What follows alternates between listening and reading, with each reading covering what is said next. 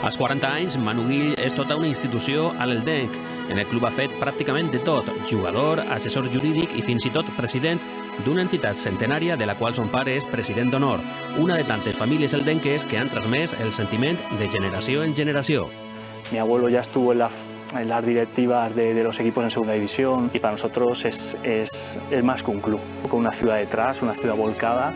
Ara vol una victòria en el derbi que apropa l'objectiu, pujar a segona divisió, categoria que Elda ja ha tastat 5 temporades. Llevamos 3 temporadas, con 2 ascensos y una tercera en la que estamos ahí arriba.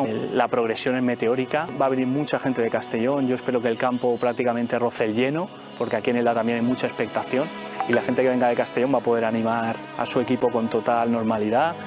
Pràcticament tot està enllestit en el nou Pepicomat. El lideratge de la primera federació estarà en joc i avui divendres, de 6 de la vesprada a 9, comença la venda anticipada d'entrades.